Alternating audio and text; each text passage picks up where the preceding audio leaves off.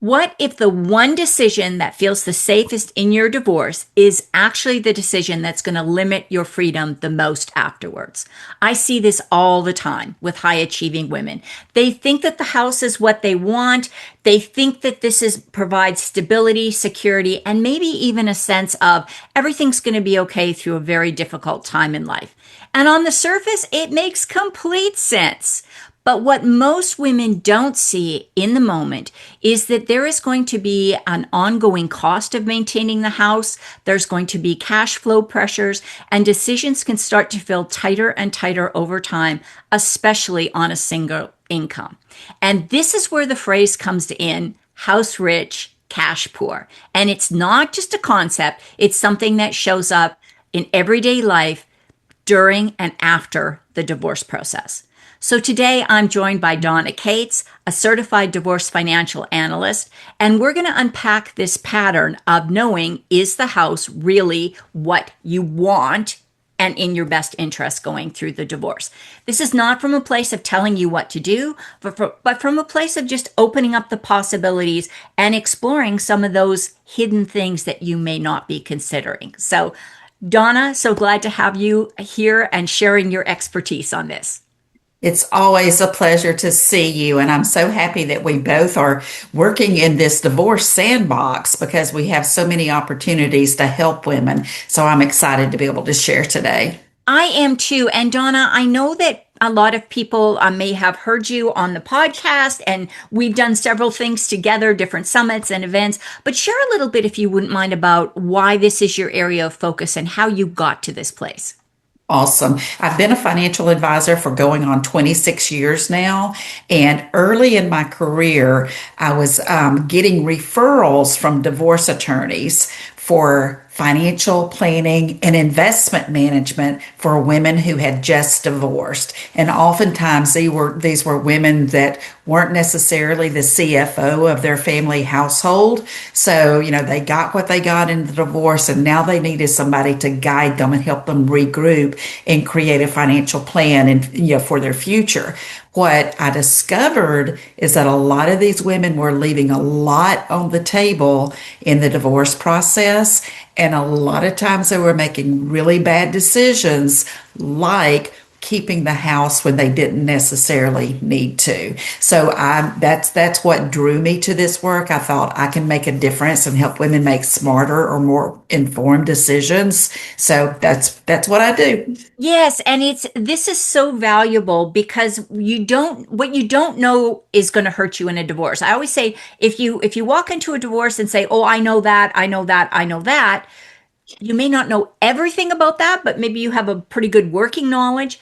However, it's the things that you don't think about that are going to come back and bite you when you're finished with the divorce. And this whole concept of the home, the family home, um, I've talked to real estate people about this. I've talked to, lending professionals about this. And one of the things that comes up over and over is the home is not the same as a car or a 401k or a savings account because there's emotional connection to the home. And that can be a big deciding factor. So why do you think so many women fight, and this tends to be one, kids in the home tend to be the two big issues, fight to keep the house and the divorce without even really considering what the long-term implication of that decision may be?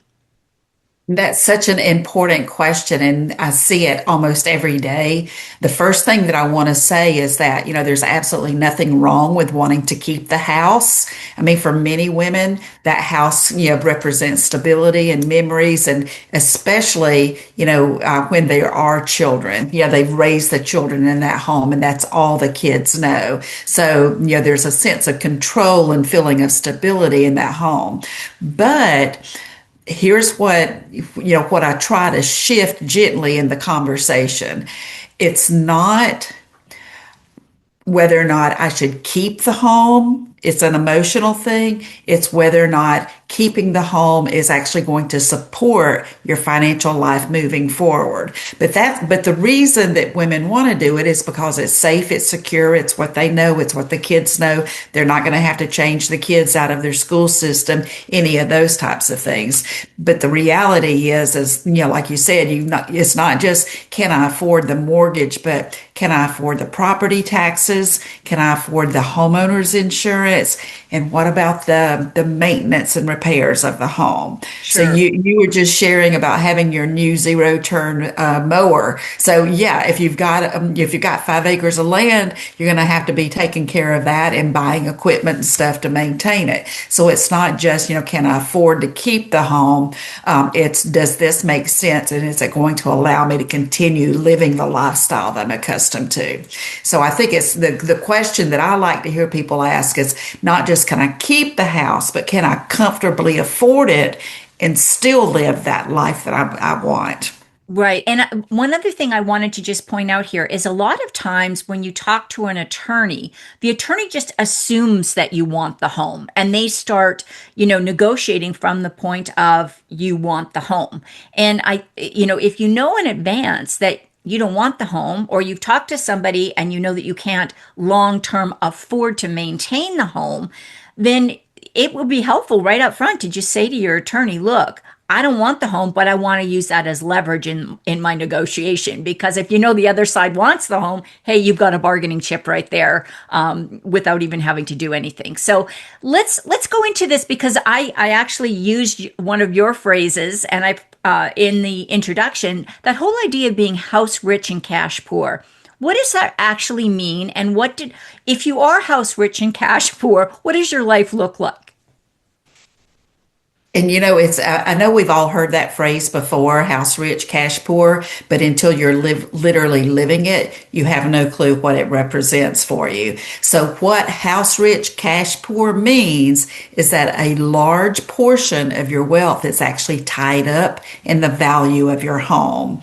And the reality is you may look rich on paper because you've got this $1 million home, but you may not have any liquidity or any kind of cash flow to support you in your day-to-day life. So like I said, on paper, it looks like you're doing well. You've got that home, you got a roof over your head, equity, you're building equity in the home.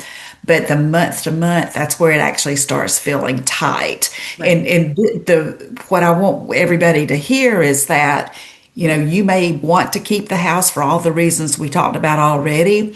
But if you're house rich and cash poor, what that's going to look like and feel like for you is basically struggling to cover the monthly expenses. A lot of people end up relying on credit cards to bridge the gaps. And then now they're building credit card debt. They may find that they're having to cut back seriously on things that they enjoy doing. And I think the worst part is the fact that you have this constant financial pressure. So, you're asset heavy, but cash flow restrained. And I just want people to remember that cash flow is actually what's supporting your life, not the house, the illiquid house that you're living in. Well, and I think another very realistic thing about the home, and I think this, I hope I'm not jumping ahead here, but no matter what the age of your home is, there's things that need to be done all the time. There may be electrical repairs, roofing problems, foundation problems.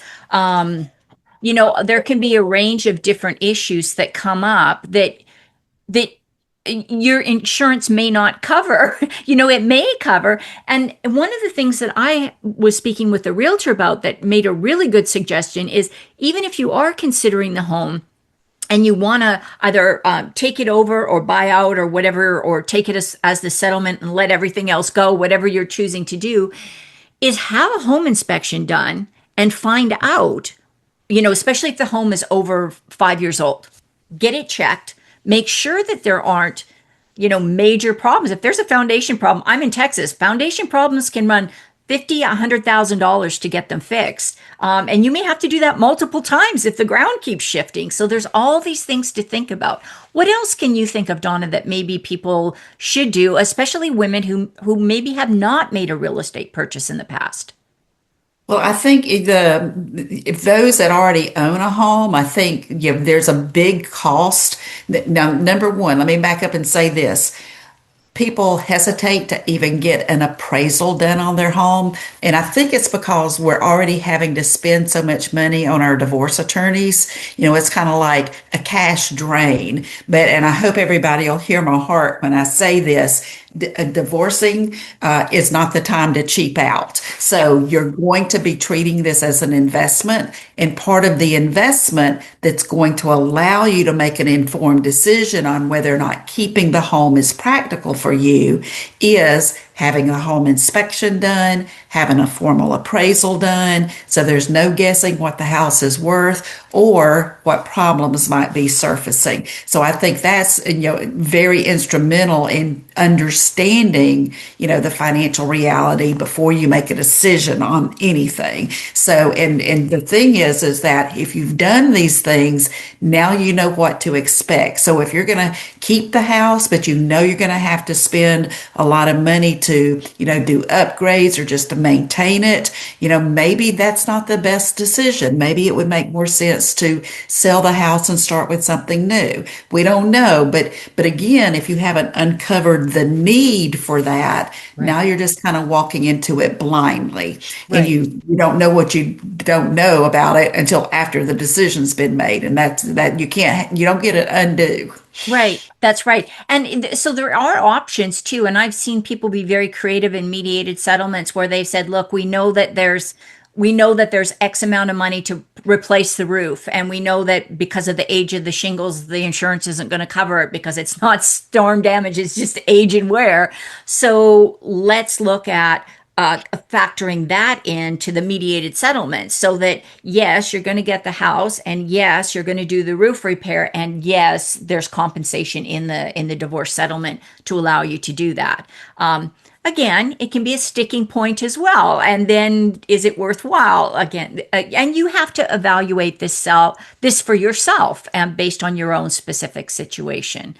What are some of the other big financial blind spots that maybe you see women struggling with when negotiating, let's say in mediated settlements Okay. in particular? Okay, perfect. The first thing to know is that not all assets are created equal. So a dollar in a checking account is not the same as a dollar in a retirement account.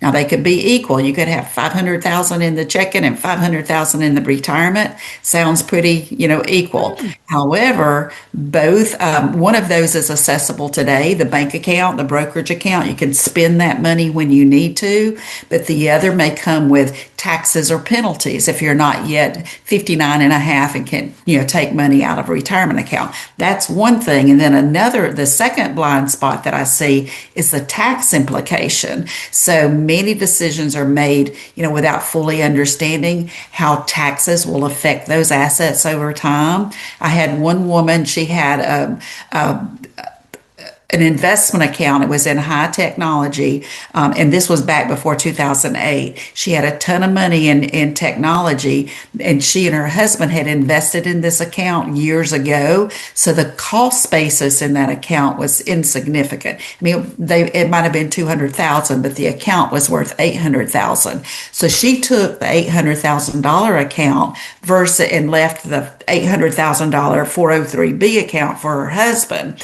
Sounds equitable, right? Right. But when she went to change the investment strategy in that account to make it more income driven versus a growth oriented account, she discovered that she was going to owe a significant amount of money in long-term capital gains taxes because that account had grown so much. So just not understanding the tax impact. And then the third one we've already talked a little bit about is the lack of liquidity. So you've got the big house, but you don't have any money in the bank. Right. Or you've got the big retirement account, but it's tied up until you reach retirement age.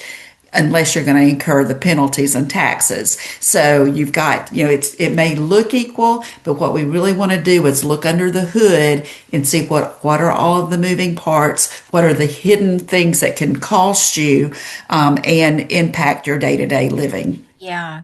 And so you touched on something, that the whole capital gains tax thing, and I know we didn't touch on that when we were talking about the home, but if you there's no point in going through all of the stress and hassle of applying for a mortgage, getting your refinancing done, whatever you have to do. That's a whole nother headache that you've got to work through, getting Mhm. that done. And then say a year or 2 years down the line, you realize that you are house rich and cash poor, and you want to be able to eat something besides macaroni and cheese for dinner every night. So you decide to sell the house as a single person. You've literally doubled the amount that you're going to pay in capital gains that you're going to lose out of your sale. Is that right, Donna? Oh, absolutely. And this is something to look at because, if when you're a married couple and you sell a home together, each person gets a $250,000 tax exclusion. So if you bought a home that was worth 200,000 and you're selling it and now it's worth 600,000, that's a $400,000 capital gains tax. So if the two of you elect to sell that property together or before the divorce is final, you both get to use that $250,000 credit to offset that capital gains. On the other hand, if you chose to keep that house yourself and now you have the full burden of any capital gains, you only get to write off 250,000. So everything over and above that, you're going to be taxed at 15%, long-term capital gains taxes. And that's a big deal because that means you're giving up equity in the home when you make that sale. Yeah, and again, this is not to say you should or shouldn't. Everybody needs to just be take a close look, and whether you're a man or a woman, I really believe that sitting down and taking a projected look at what each one of these decisions is going to cost you over time is the best way to assess what is the right decision for you now, because like Donna says, you don't get a do-over. If you do it and you think, oh, this isn't really what I wanted, unfortunately you're stuck with it. Oops, That's your that's choice. right. Yeah, yeah. And you just said something too that I think is really important for people to understand is that, it's not just, the day the divorce is finalized and you're okay that day. It's that forward look. Is looking at what's my financial reality going to be a year from now, 10 years from now, not just right now. And this is something important to remember too, is that your attorneys, when you hire your attorneys, their job is to divide what you have. They're not literally looking at what's it going to mean for you financially down the road. So that's why having, a certified divorce financial analyst on your team is really important because we're looking at all those decisions for you through a financial lens versus just dividing what you have. Yeah. And I know you work with numbers, which I so admire because I am not a numbers person. I mean, I could do like basic budgets and stuff, but when I look at, I mean, I've seen some of the reports from CDFAs. They are amazing in their detail and, going out 5 years, 10 years. It's just phenomenal what you all can do, the information that you can provide. And and the whole idea though is not only do you deal with with the financial stuff, but you can actually help people understand where their emotions are maybe clouding their ability to see the numbers. And I'm just gonna cut in here a little bit personally. When I went to sell my first home, I thought my home was worth like so much more than the real estate agent told me it was worth, because I know I had done a lot of renovations. Well, I personally hadn't, I'd hired, but I'd done some in painting, some upgrades, done all kinds of stuff. And I was so dang proud of that little house. But that's not what the market was going to bear because I'm seeing it through the owner's eyes. And I think it's like every parent thinks their kid is the most brilliant child on the planet. How do you help people separate that? Because that's got to be a challenge for people that, like you say, the memories and the sense of stability and security that the home provides. Well, and I like to think that, this is really where the heart of the work that I do is because, we're emotional beings, and this is an emotional pivotal time in our lives when we're, thinking about or in the middle of divorce, just going through the process. And we can't stuff the emotions. The emotions are us and we need to process them and deal with them. And if we don't, they're just going to pop up later. So we definitely need to express the emotions and be with the emotions. But the reality is that we have to really create a bridge between the emotion and the strategy that we're creating for you. So I'm in the space with you, feeling all this stuff with you, allowing you to express the anxiety and the angst and all of the stuff. But I'm going to kind of pull the curtain back and say, I understand this, but we've got to kind of put that lens up here to protect ourselves now and just look logically, not emotionally. Right. And literally the best thing to do is to get them in their logic brain where we're gathering and organizing all of their financial data, identifying what's most important to them. And this is where the emotions come in. So we know what they have. We know what they owe. We know what they want, what matters to them the most. And then with that information, I'm able to actually start modeling different outcomes. So I can say, yes, I understand that this is what you want, but let me show you what the financial reality would look like.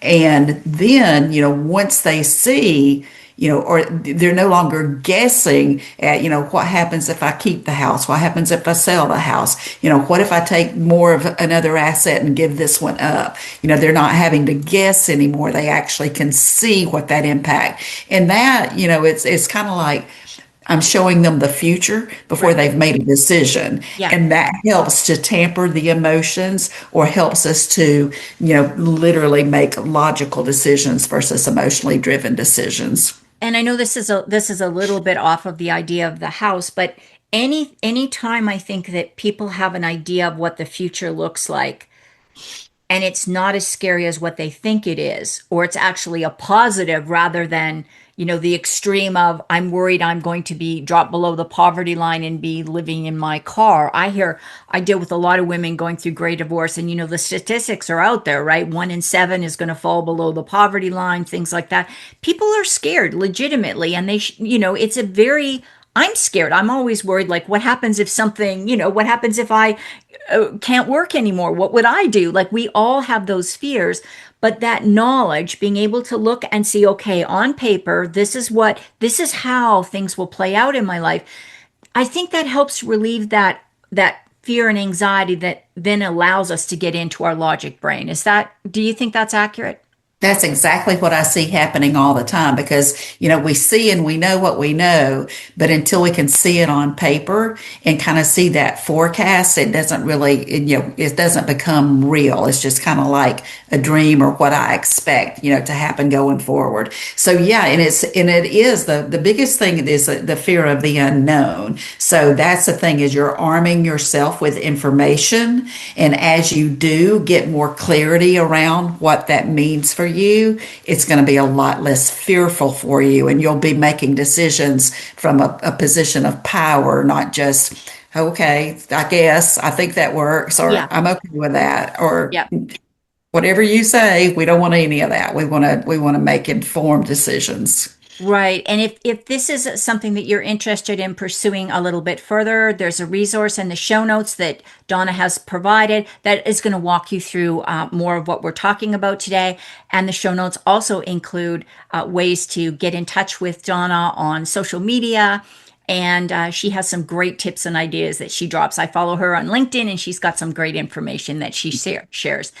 Donna, one last question before I let you go for today. What's one thing that you think every woman should understand about her finance or about her finances and her financial future before she gets to the divorce agreement and signs on the dotted line?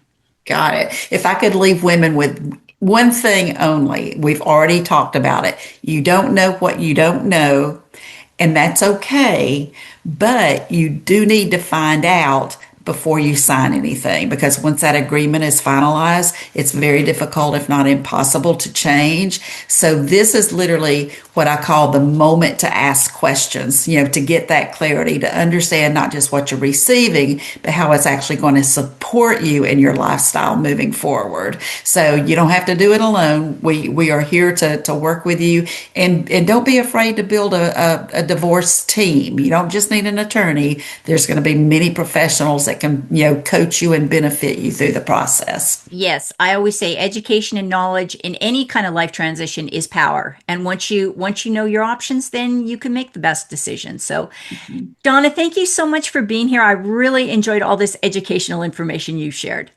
And I appreciate the opportunity. Thank you. And I always learn something new every time I talk with you, Donna. So if you listen to this video, something resonated with you, don't forget to like, subscribe, and share. And welcome to listening in to the next episode of Spotlight on the Divorce Expert.